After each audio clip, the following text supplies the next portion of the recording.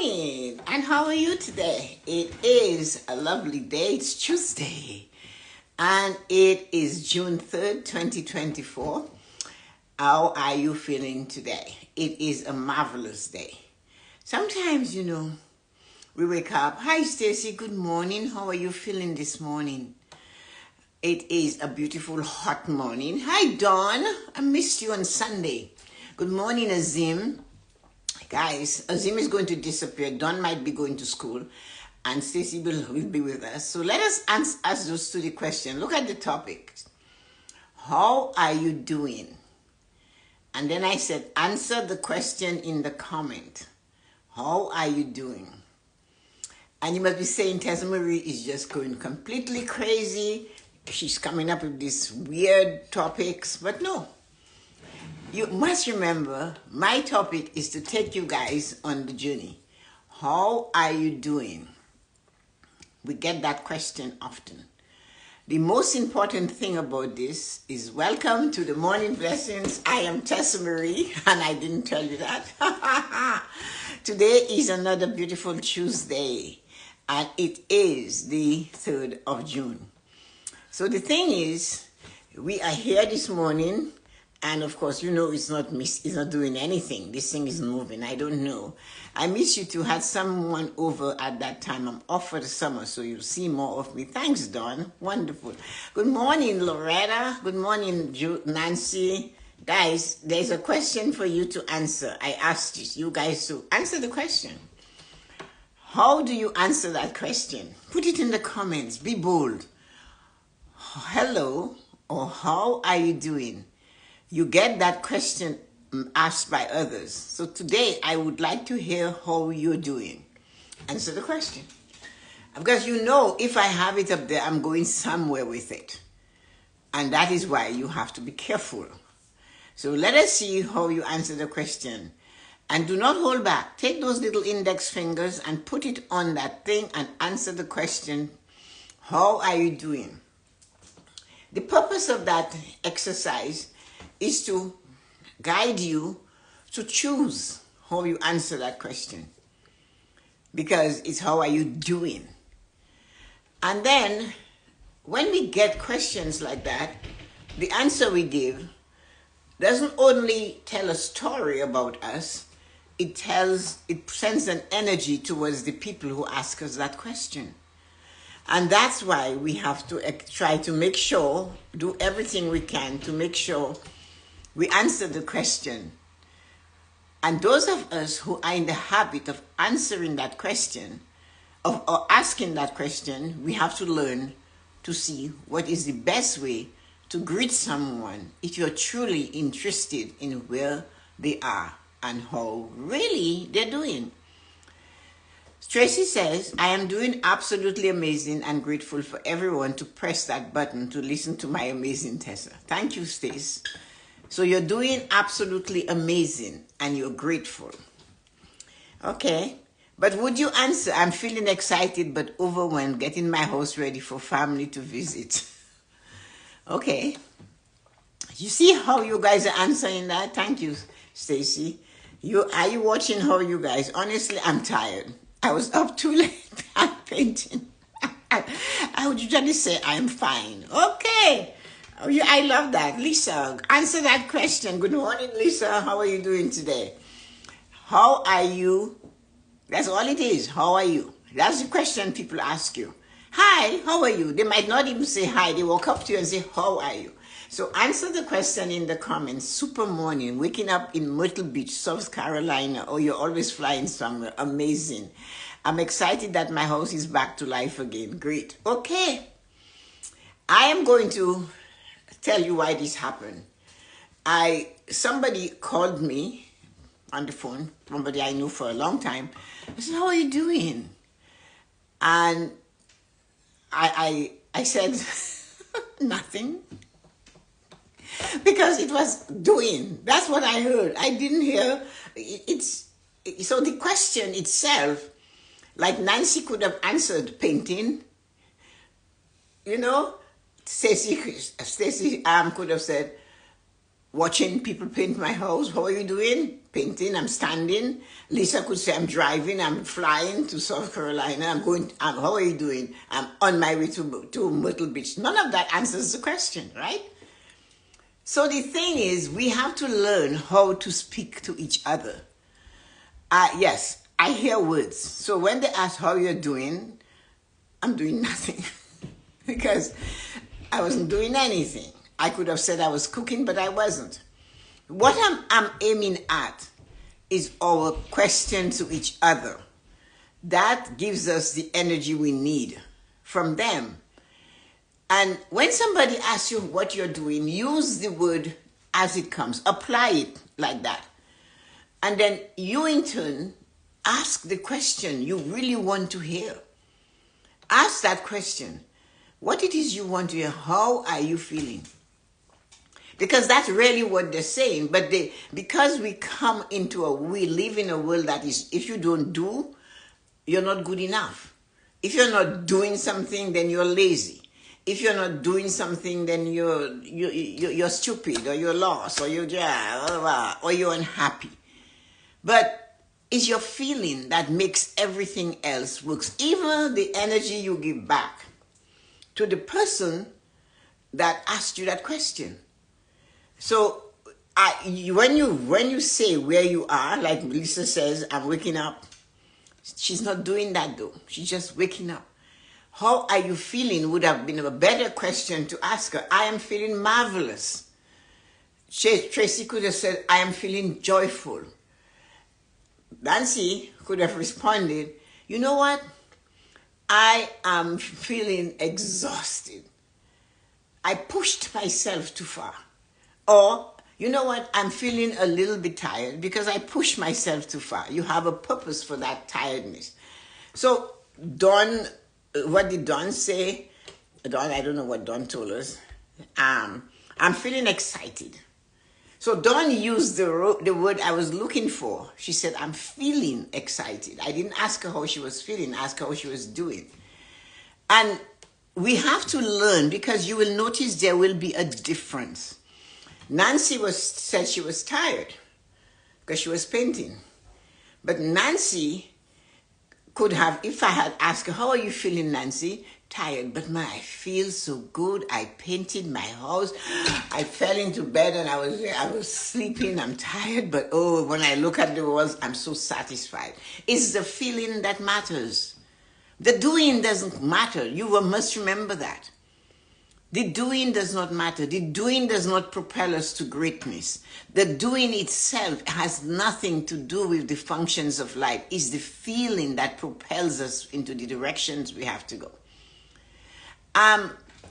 So when we ask the question, if you really are interested in that person and you really want to know how they're feeling, what's going on with them, then you ask the feeling question, how are you feeling? It's a softer tone. It's a more inclusive tone. It has more of a, I care about you. But when you just say, how are you doing? The idea, you repeat it to yourself out loud wherever you are. Say to yourself, how are you doing? Can you say it? Oh, how are you doing? Unless that person is almost dead. We're not going to go there, right? You go, oh, hi, how are you doing? Doing makes you feel like you're sick, or you have too much on your plate, or you need to slow down and catch a breath. Or you're too busy and you're not in the moment of awareness. You're doing too much and you're not functioning. But if you have a task to complete, like Nancy, have to paint that house. She wanted to paint. And she did a lot of it. But it's something she desired to see accomplished. And she was the person that was going to put the work into doing it, right? So when she's done, she should feel good about it. And that should supersede the exhaustion. But we are not trained to think like that. It's what we accomplish and what we enjoy doing and seeing that brings us the feeling. So when I ask Nancy, how are you feeling? She can always say, I'm feeling great. I painted the walls. I painted this or that. But man, I am tired. But the feeling is so good of accomplishing this wall and painting it that I feel amazing. So that we're not concentrating in what is not a good feeling, because what we feel, that is what we will do more of, and that is how it will work for us. And to see who is there. Hi, Lynn. Answer the question. How are you doing? I'm getting habit of asking about someone is doing. I have get in the habit of asking about how someone is doing. Thanks to you, so that now I reply regardless of how I am asked. Okay, yes, because people always, that is how life is. We have to do. That is the world we live in. Hi, Catherine. Instead, good morning. Instead of asking people, how are you doing? We have to flip it. How are you feeling this morning? It could be a child. How are you feeling? They will tell you, but when you ask doing, they're not doing anything. Neither are you.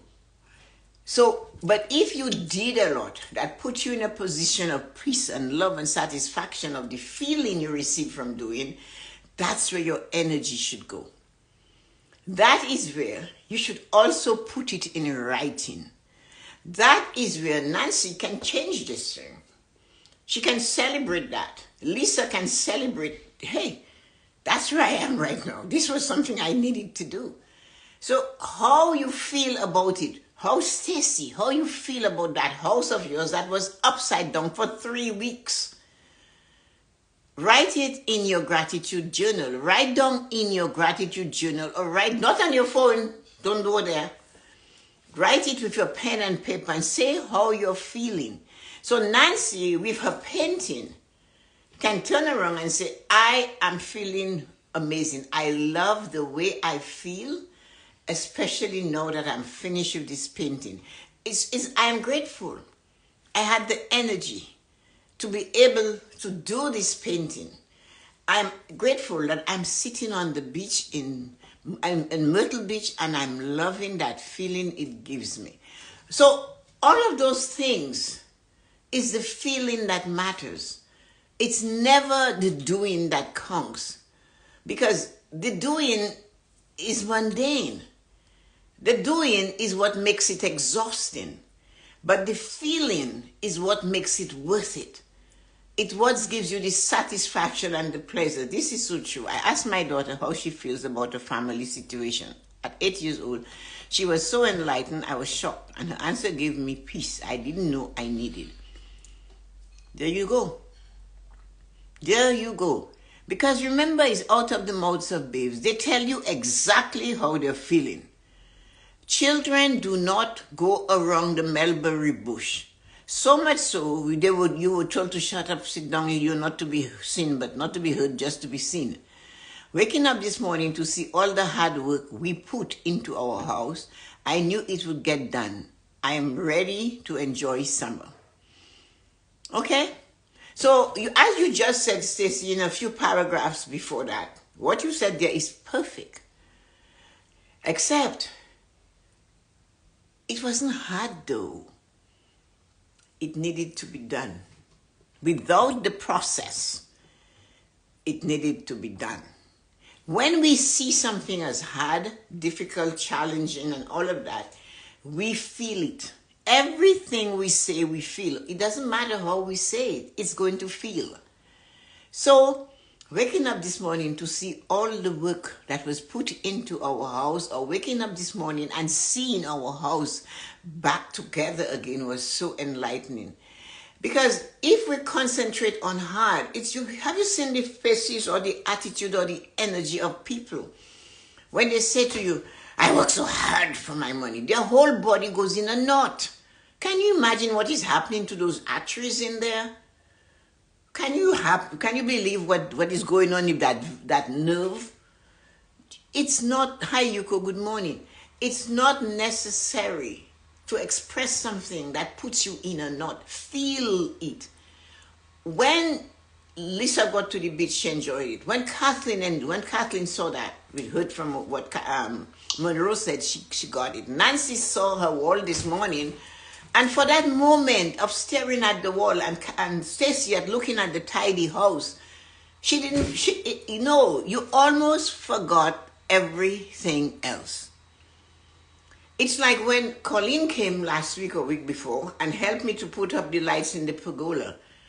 It was something we were working on, but the feeling with her there, the company to guide me with it, to be chatting while we're doing it, made it so much more enjoyable.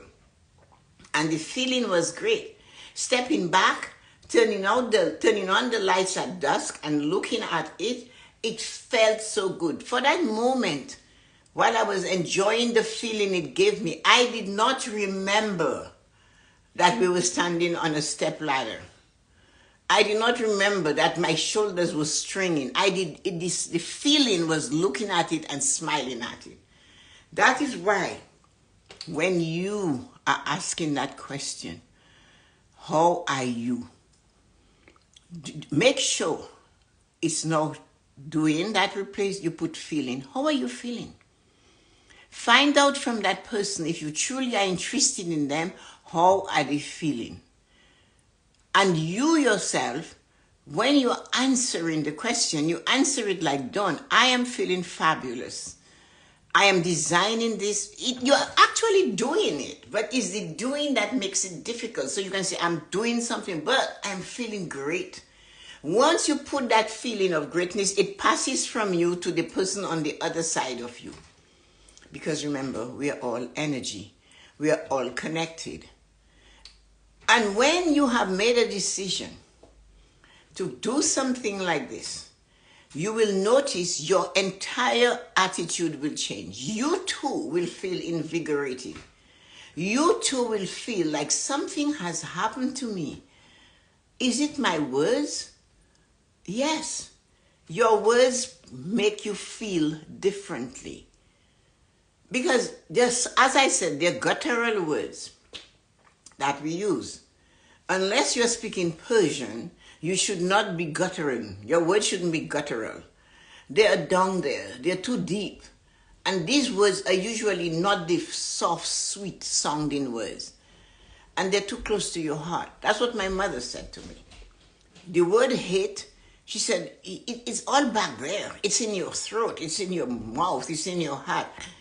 And she said, avoid it. I prefer. So it goes out. It comes out nicer. Think of when you say, I hate to somebody. Again, the muscles and the sinew and the nerves, everything is in a knot. But if you say to your friend, I prefer, they said, let's go to dinner and a movie. I prefer to go, hi Amma, to a dance I would prefer to go to the movie first and then the dinner. So that's why answer that question. How are you? Answer it. If you answer it like you truly answer it. Remember, I didn't ask you what you were doing. I asked you, how are you? So we're going to change that. And the thing is, we need to practice feeling. How are you feeling today? I am feeling amazing. I am feeling, excited. I'm born. I'm here. I'm alive. I know we have aches and pains. I call them sensations because the word pain makes it hurt more.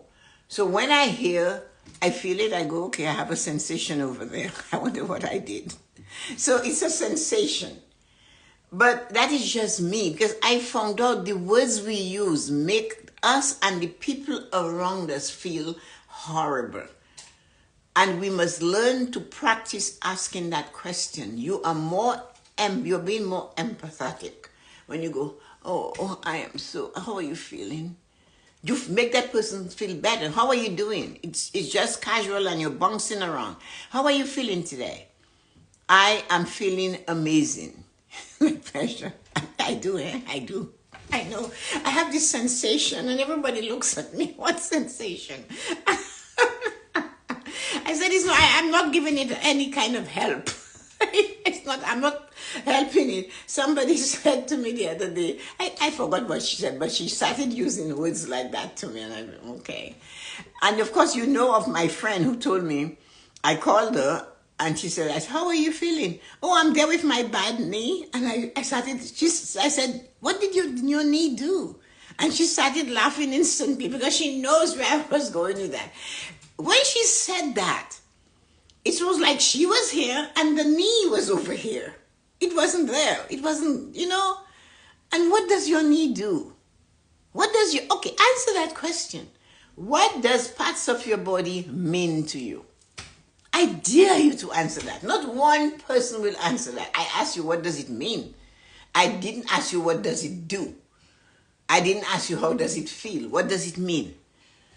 So she took her knee and set it aside of her. Fine. I am there with my bad knee. Are you guys having a conversation? What are you guys going to do? What are you guys? You and your knee, what are you doing? Having a drink, cooking dinner? What are you people doing? All she had to say, I am feeling great. Maybe not. I'm feeling good, but I seem as if my knee is not going the way it's supposed to go. Something like that. It's not that you're pretending, and it's not that you're lying. Those harsh feelings and those harsh things hurt more. And it's your person. What do you prefer to hear? It's your personal being. What is it you prefer to hear? It's preference. It's a choice. If somebody asks you to do something and you just say no, you are just waiting for them to replace the choice for you. But what about if they ask you to do something and you say, I would prefer to do this. I would prefer to do that. I'd prefer to go there. It's always the words that matter. Stop doing. You weren't born to be a doer. You were born as a human being. Go back to being. Is there anything wrong in being? Answer that question. What do you think? Is there something wrong with being? Because if you're being, and even if you're at work, you're still being. You're working, and if you are in the moment, is being in the moment. Is not the doing that matters so much as where you are and how you feel about being where you are. So even if it's a horrible situation, if you are in it and you're being in it, you are more aware of how you can manage it. Is when you always believe you have to do something about everything all the time, that you overwhelm your own self, that you end up being fatigued. It is. It's just, it's just a difference in being tired and having constant fatigue. So answer that question to yourself. And when somebody asks you that question, reply with, I am feeling amazing. And they might ask you why. And a conversation starts. Like when Nancy said, I'm feeling great. I woke up, I look at my wall or my house that I painted. It made me feel so good. It exhausts me. I'm tired. But the feeling it gives me makes me feel good. I don't know how Lisa it's no fun going to the airport or driving. I don't know how she got to Myrtle Beach. But if she did, the journey itself might have not been pleasant, but the joy of being in the moment and sitting on that beach and saying, I did it. I feel good. The sand underneath my feet. Get into the feeling of where you are. My right foot, I sprained 2 years ago, has been feeling off. I said it's a good thing because I know it's just me doing more than I should have done. That is perfect, Stacey. I love that statement. I was a fan of the show, New Amsterdam. I started using the catchphrase of the head doctor, how can I help? Instead of let me know if I can help. Yes, it's that another thing. What can I do for you? What can I help you with to make it easier for you? You're offering. It's words. And that way, what can I help you with? And it might be a simple thing. Maybe you can pull my zipper up for me. I only got halfway because there's nobody to pull it up. But no. And it's just something. It mightn't be a big thing. You don't have to go and save the world on my behalf. How can I help? You know, I would really love this if you could do this with me. Sit with me. Share a conversation. Share a glass of wine with me. Tell me about something you're experiencing right now that is uplifting, or something that I can learn to avoid. There is so much that comes out of this word. How are you feeling today? And there is so much more joy and hope and feeling of uplifting. I am feeling this way or that way. I'm not saying to hide from your pain, but if you notice when you concentrate on everything that is bad and saying, I'm feeling this, I'm feeling, and look at what caused you to be there. Nancy it's a great thing. I wish I could paint. My friend Colin paints her whole house. I think I would paint my whole head instead. But that is such a wonderful feeling to get that done and to stand back and look at it and know that you did it. That you become a 3-year-old all over again. I did it. Have you seen their feeling? They press on did it. So this is what we all must remember. I'm just scrolling to find. Hi, Marina. Happy Tuesday to you too. So if I miss some of the things you guys are saying, it's not because I prefer the movie first as well. After a meal, I'm tempted to fall asleep. I with a new friend, one of the girls said, Stacey, your energy lightens up the conversation. I said, thank you. And she said, love how you responded to me. That is so amazing. Wherever you are, your energy should be felt. Wherever you are, your energy should be pleasing enough, satisfying sufficiently to be felt by those around you, because your energy is you. When we were finishing school, the nuns used to teach us how to walk into a room with people in it, and then how to take in the room, the pause before you enter the room, and how to scan the room, not moving your head and not moving your entire body, and then choosing your point, your destination, where you want to be in the room. And that pause is like 3 seconds. You enter, hold back, you breathe, and you scan. Because you're always entering the room and people are in a semicircle, right? There's hardly anything when you first enter the door. So they would teach us to enter your elbows touching your hip. You enter, you breathe, and you scan. And only then you take a step. So you got to that point. So your energy, now that 2 seconds of pausing will send eyes at you. So your energy, because you paused, went out to them. So that is why many times you will hear me say, go slow to go further. We do not always have to rush. And that is why we do not always have to be doing. In the last 2 minutes, I'm going to share this one thing I do every day with you. Many of you are going to say, Tessa-Marie, I do not have the time. I do not have the pleasure or the leisure to do it or whatever.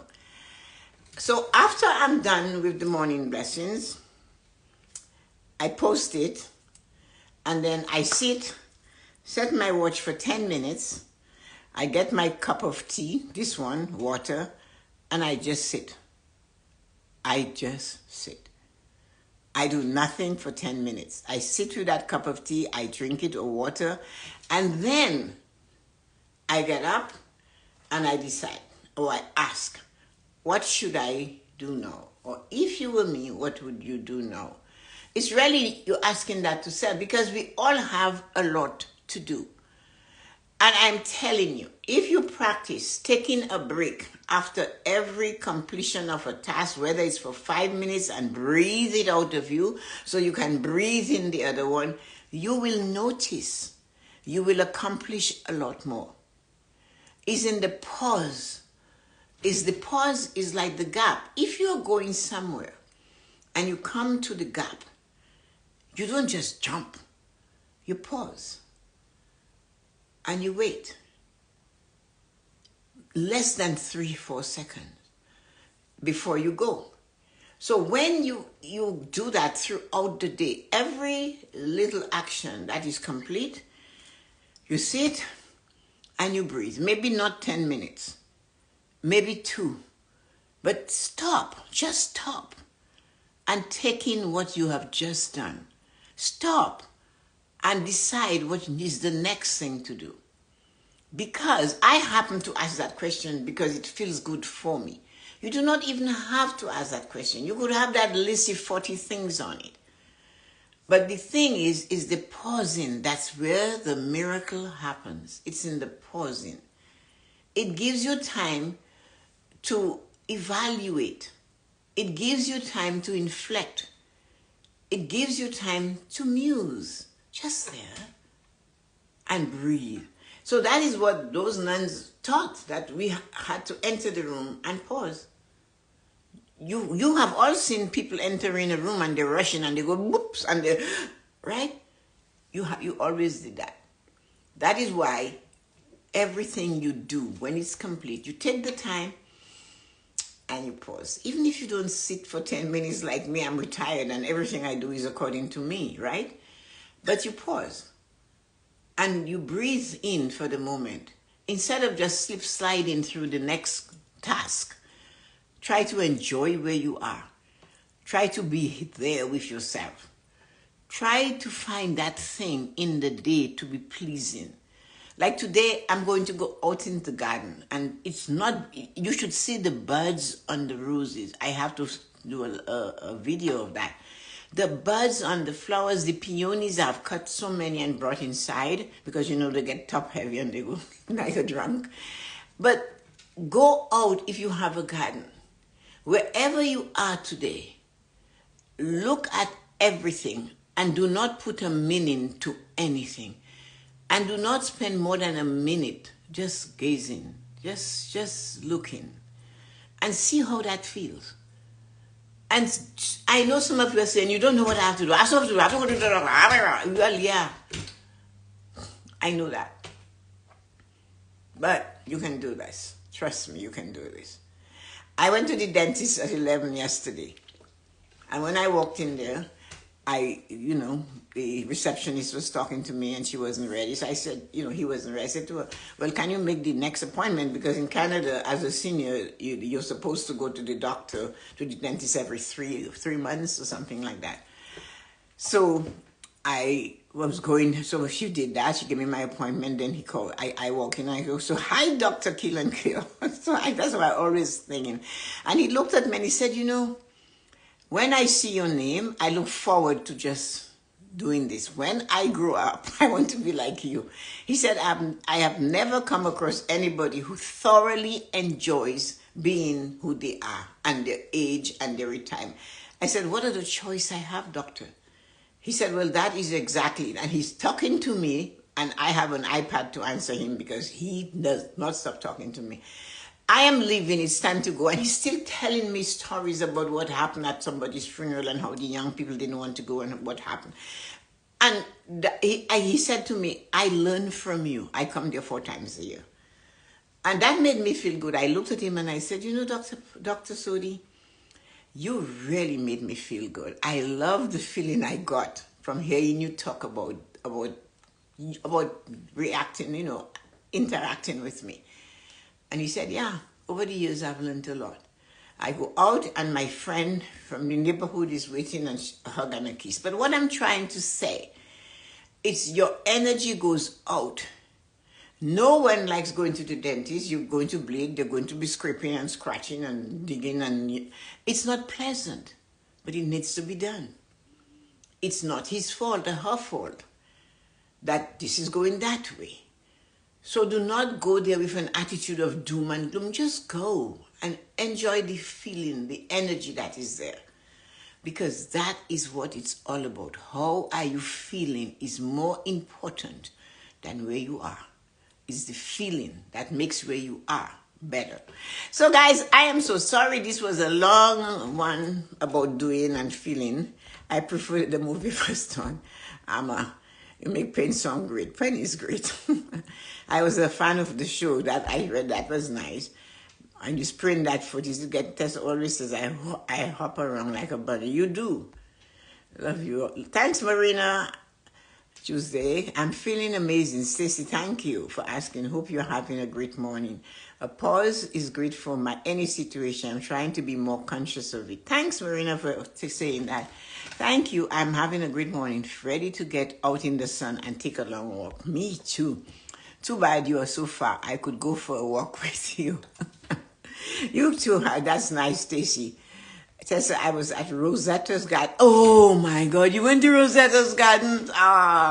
This is so beautiful. And it's looking beautiful. Had a great time with the chipmunks. They have a lot of that there. Tessa, it's time for us to do our summer lives together with all the beautiful flowers and the thing. I love checking in on vegetable gardens, see what is coming up. I know, the surprise tomato plants, I love those, and the lettuce. What an amazing compliment he gave you. Thank you. For my vitamins. Thanks. Oh, he is a great dentist. I'm looking for one. DM his info. He is amazing. He's a riot.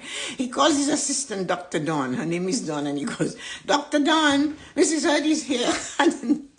He's a really great dentist. I'll send it to you, and you can tell him I send you. I spoke to him, and his father passed. I told you guys this story about my dentist's father. So listen to that. That is why we need to let people live their life. And he told me, and I could see the pain in him when he was telling me. So Dr. Sodi is Greek descent, born in Canada. His parents came from Greece. And, you know, I work a lot on the Danforth, which is the Greek area of the city of Toronto. And we have a Greek festival in the second weekend of August. It's amazing. Millions go to that. It used to be for free, but now they charge for the food. Anyway, so he said, Mrs. Hurd, he called me by my husband's name. Let me tell you something. I made a terrible, terrible mistake. And that's a couple years ago. I said to him, what did you do? He said, you know, my parents worked so hard. They sent me to dental school. I went to the States. I did all that. I know my father is of retirement age, but he's still working. And my dad, he said, was working in a knitting factory with about 30 to 40 women. And his job was just to repair the machines. And he went to work every day. And that's what he did. So me in my, how did he say? Wisdom. He said, like his wisdom wasn't high enough. I decided to call the owner of the factory and ask him to let my father go so that I could retire my father. And he said, and I did that, and my father was upset, but anyway, he was retired. All my father did after that was to sit on the couch. 2 years later, my father got Alzheimer's. 1 year later, my father passed away. I remember that, all of it. He said, you know, if I had just left this man alone, he would die doing his stuff when he did. I feel so bad that I made the choice to dictate what he should do. And many people see somebody with an apple, a juicy apple, but because they wouldn't do what that person is doing, they want to take the apple away. Oh, you shouldn't be doing this. Oh, you shouldn't be. That is what it is. You shouldn't be going there. And he said that was a regret. So I looked at him and I said, so before you go jumping into retirement, maybe you should consider cutting down your hours instead of saying, I'm retiring, I'm going to sell the practice. And I said that to him. So when I went back another time, he said, guess what? Took your advice. I said, what are you going to do? He said, I have decided I will work Monday, Tuesday, Wednesday, Thursday, Friday, Saturday, I'm off. He used to work 6 days a week when his practice was younger. But now he decided, which is true, that ease it. You ease into things. But he was so happy to give his father that thing. It was pride. It was his feeling. He was good. but it wasn't the right thing for that father. And he knew that. He could see his father going down, like he said. So I told him, well, you better be graceful about retiring. Walk into it slowly, and every now and again stop and enjoy the flowers. So anyway, that's my dentist. And yes, Marina, I was sending information to you. He's fabulous. He's in Guildwood, so you can always let me know when you're coming. He's right there. My dentist is around the corner. My doctor is around the corner. The physiotherapist, if I go to them and they don't come here, is around the corner. And of course, you know, the church is up the street, the bank is over there, the grocery store is there, everything is there. It was something when I prayed about finding a house with things in place. So those of you who haven't found your home and you're looking to buy a home or planning to get a home, make sure you write what you need close enough to you so that you can walk to all of it. Because there comes a time you might have to walk. My thing at the time was one car. And if the car wasn't there, what would I do? How would I get milk and bread? And that was important to me. How would I find myself to church? How would the kids get to school? So somebody said something to Michael about that. Michael said, if I had to take the bus to public school, the same bus I could take to public school, I took it to high school and I took it to university. So that's all the area, just to make sure it was there for them. Have a great morning. I'll see you. Going to do my 10-minute rest. Have to warm up my tea. I'm having a tea. Organic tea of honey and ginger. I don't know, but I found it in the cupboard, so I'm having it. Have a great day. I am happy and grateful to have had the honor and the privilege to speak to you guys for so long. It's a great morning. Everybody, thank you. It's a great to begin the day. Thanks, Lynn. Have a great day, everyone. What is the location? Guildwood Parkway. And just Guildwood Parkway, I'll tell you. I have a fashion question. What shoes are you wearing with your gorgeous outfit? I am wearing zero shoes. So, it is the best thing I ever purchased in my life, and it is not pretty. It's imported. So when I bought them, I had them sent to Michael's house. Ta-da-da-da! Zero shoes. You notice why they're called zero. You see how they're shaped? Just like our feet. And really, if your feet, so you open every time you rest your feet down, you open. The thing is, I do not wear slippers in the house. They're dangerous. I always have had a closed shoe. I still have a Nike shoe, a Nike Air. And then somebody told me about it. So I have one for walking, but this is strictly for indoors. And it's called Zero Shoes. And it's made it's from the United States. But the curve of your feet, that's your big toe going to this. So it's no squeezing. And it's very comfortable. I wear it all day. I stand with it for hours. You don't see my shoes. If I have to do this, it would be something with heels or whatever. But that is perfect for moving because I move a lot. So when I go outside, I take it off and put outside shoes. But it's very important to always have closed shoes on your feet. But if you are a person that tires your feet, think of it. It's called zero, Z-E-R-O, zero shoes. So have a wonderful day. You ask and I delivered. So I hope it really stood you up, Stacey. Take care. So this is a unique day. Is that what you call them? The colors are crazy. I love colors, so I look for the craziest one to wear it. Yeah, exactly. That's exactly how it is, Marina. Have a great day. Talk to you is Z though, I think. Have a great day. Talk to you. Bye-bye, everybody.